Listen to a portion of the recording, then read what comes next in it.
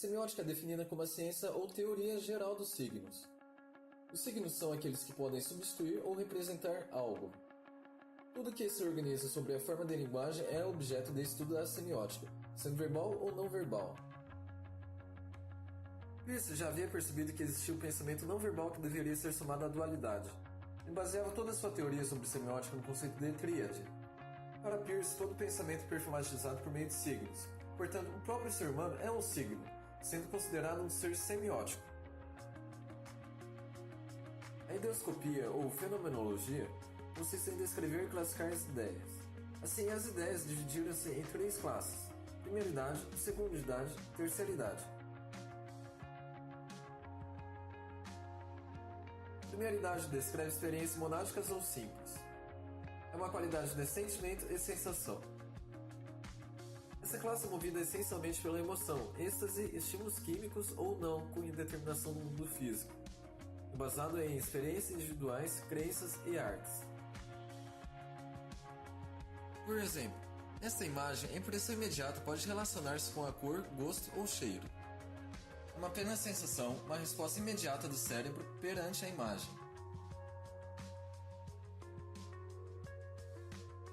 A secundidade descreve experiências diáticas ou recorrentes. As experiências passadas são o ego rudimentar, e as que virão são o não-ego rudimentar. A experiência passada nos pertence, já a experiência futura só se torna presente quando assimilada, ou seja, quando o indivíduo reage a ela, onde o presente é responsável pela percepção e raciocínio para uma reação racional, reflexão e reação por experiências. A partir daí, a reação perante o objeto percebe-se que se trata apenas de uma fotografia de um chocolate. Sendo assim, nossa mente se dá conta da experiência em si. A terceira idade descreve experiências triádicas ou compreensões e é totalmente racional, sendo que todo raciocínio novo se liga com os antigos e por meio da assimilação geram-se novos conhecimentos.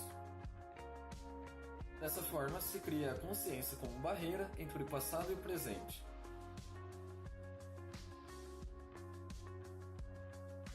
Então, nossa mente pode tirar conclusões sobre o fato decorrido, gerando o aprendizado.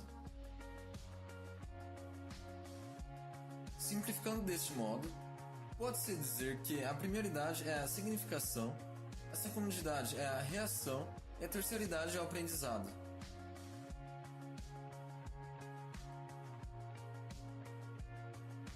Relações triádicas.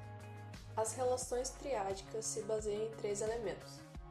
Primeiro vem o signo, possui as informações do objeto, suas qualidades.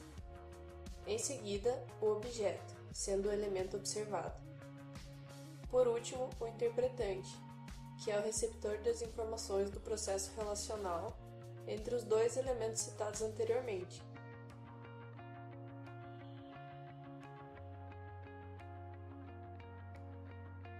A interpretação da relação possui um significado, ou seja, um novo signo é gerado e o processo é repetido.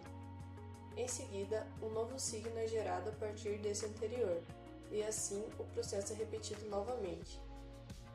É um processo dinâmico. Tricotomia dos signos. Baseada nas categorias pseudo-pitagóricas e sua concepção triádica, Peirce relaciona o signo com os elementos os quais constitui signo, objeto e interpretante. A primeira tricotomia é o signo, que está relacionado a si mesmo, possui caráter de apresentação. Um signo pode ser uma qualidade, um existente ou uma lei. Qualisigno é um signo de essência sem qualquer referência a qualquer outro elemento. Sinsigno é uma ocorrência, um fato, um evento particular que é um signo, envolvendo um ou mais qualisignos. Legicino. O legicino é um signo que é uma lei e abrange os sinsignos. Objeto.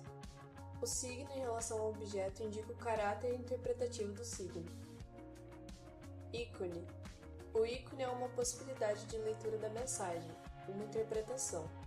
Há quem produz os ícones para serem lidos de tal maneira, mas há variações de leitura para cada um devido às referências individuais. Por exemplo, as obras de arte de Mondrian. Ele produzia pensando em transmitir algo que ele afirmava, porém cada um faz a própria leitura do objeto. Índice.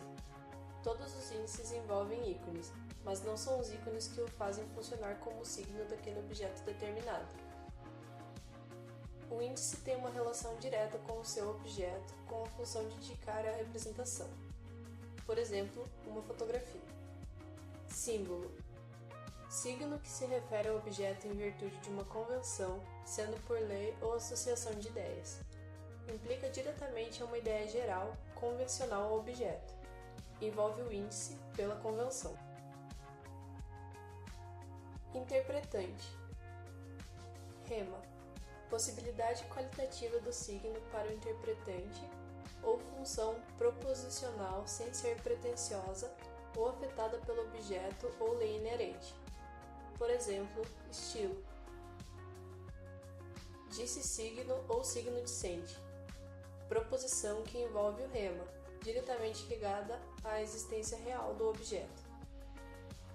Argumento. Envolve o disse signo e a sua qualidade de proposição, em seu caráter de lei geral ou tipo.